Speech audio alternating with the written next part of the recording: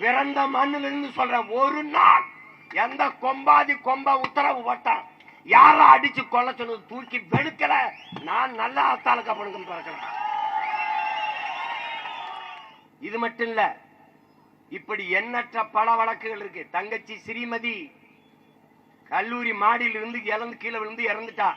நாங்க சொல்ற அவள் பாலியல் வன்கொடுமை துன்புறுத்தப்பட்டு அடித்து கொல்லப்பட்டு கீழே தூக்கி வீசப்பட்டிருக்காள் என்று நாங்க குற்றச்சாட்டு வைக்கிறோம். ஆனா நீங்க அதை தற்கொலைங்கிறீங்க. தற்கொலைனா எதனால தற்கொலை, ஏன் தற்கொலை? அவ இறந்துட்டா 2 வருஷம் ஆயிடுச்சு. விசாரணை தெரியுமா? 2 நீதிபதிகள் விசாரிக்க, சிபிசிஐடி விசாரணை, அகில இந்தியா முழுமைக்கு விசாரணை. அன்பு மக்களே, ஒரே ஒரு ஊர்ல விசாரிக்க, ஒரே ஒரு வீட்டுல ஒரு 300 குடும்பம் இருக்குமா, 400 குடும்பம் இருக்குமா, 500 குடும்பம் இருக்குமா, 1000 குடும்பத்தை வைப்போம்.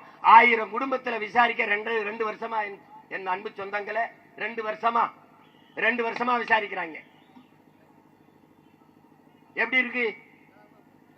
எப்படி இருக்கு? இன்னும் விசாரிக்கிறார்கள். தூத்துக்குடியிலே துப்பாக்கி சூடு, ஸ்டெர்லைட் ஆலைக்கு எதிராக போராடிய மக்கள், நடந்ததை என் அன்பு தம்பி தங்கைகளும் அருமை சொந்தங்களும் தெரிந்து கொள்ள வேண்டும். மக்களாக முன்னின்று ஒரு பேரணியை நடத்தி மாவட்ட ஆட்சியர் கலெக்டர் இடத்திலே ஒரு மனு கொடுக்க வருகிறார்கள், ஸ்டெர்லைட் ஆலையை மூடுங்கள் என்று. அந்த மனுவை கொடுக்க மக்களே தலைமையேற்று மக்களே பேரணியாக வருகிறார்கள், பேரெழுச்சியாக வருகிறார்கள். வருகிற போது அங்கே ஒரு தடுப்பை வைத்து, பேரிகார்டை வைத்து தடுத்து நிறுத்தி, யாராவது ஒரு 5 பேர் அல்லது 3 பேர் முன்னாடி வாருங்கள், ஆட்சியரிடத்தில் உங்கள் கோரிக்கை மனுவை கொடுங்கள், பிறகு கலைந்து செல்லுங்கள் என்று காவலர்கள் சொல்லி இருந்தால் 3 பேர் 4 பேர் 5 பேர் வந்து அந்த மனுவை கொடுத்து முறையிட்டு விட்டு சென்று இருப்பார்கள். இதுதான் அங்கே நடக்க இருந்தது, நடந்து இருக்கணும். ஆனால் மக்கள் பேரணியாக வந்து மனு கொடுக்க வருகிற அந்த இடத்திலே கலவரம் நடக்கும் என்று முன்கூட்டியே நீங்கள் எப்படி தீர்மானித்தீர்கள்? இது கேள்வி. கண்ணீர் புகை கொண்டு வீசலாம், தண்ணீரை பீச்சி அடிக்கலாம், தடியடி நடத்தலாம். ஆர்ப்பாட்டத்திலே போராட்டத்திலே கலவரம் வந்தால் அதை கலைக்க இத்தனை முறைகள் இருக்கு. தண்ணீர் பீச்சி அடிப்பது, தண்ணீர் புகை குண்டுகளை வீசுவது, தடியடி நடத்தி கலைப்பது, இத்தனை வகை இருக்குது. இதில் எதையுமே செய்யாமல் பெரும் பெரும் வண்டிகளின் மீது, பாரவுந்த லாரிகளின் மீது, வாகனத்தின் மீது ஏறி நின்று தொலைதூரத்திலே குறிபார்த்து சுடக்கூடிய ஸ்னைப்பர் என்கிற துப்பாக்கியை முன்கூட்டியே நீ தயாராக வைத்திருந்தது எப்படி?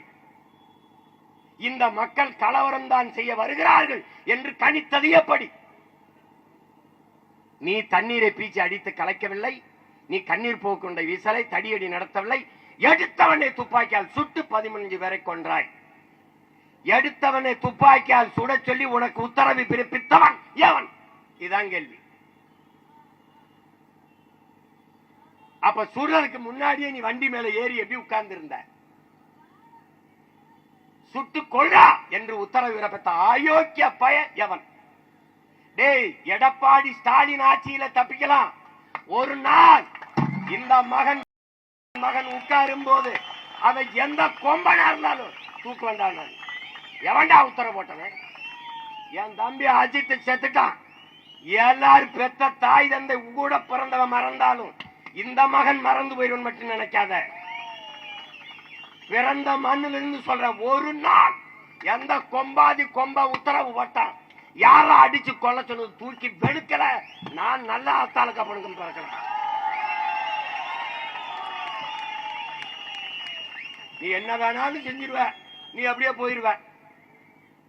இதுவரை தூத்துக்குடி துப்பாக்கி சூட்டில் அருணா ஜெகதீஷ் என்கிற நீதிபதி அம்மா முன்னாடி 3 மணி நேரம் நின்று வாக்குமூலம் விசாரணையில் முன்னின்று சாட்சியம் சொன்ன ஒரே மகன், அரசியல் கட்சி நடத்துகிற ஒரே மகன் நான் தான் இருக்கேன். 3 மணி நேரம் சாட்சியம் சொன்னேன். ஆனால் அந்த அம்மா அறிக்கை தாக்கல் பண்ணி பல ஒரு ஆண்டுக்கு மேல 1.5 ஆண்டு 2 ஆண்டு ஆயிடுச்சு. எந்த நடவடிக்கையும் இல்லை.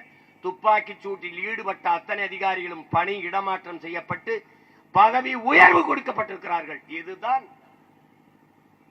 திராவிட மாடலின் ஆட்சியின் சாதனை. பிளே ஸ்டோர் மற்றும் ஆப் ஸ்டோரில் இருந்து பாலிமர் செயலியை QR கோடு மூலம் பதிவிறக்கம் செய்யுங்கள். செய்திகளை உடனுக்குடன் பெறுங்கள்.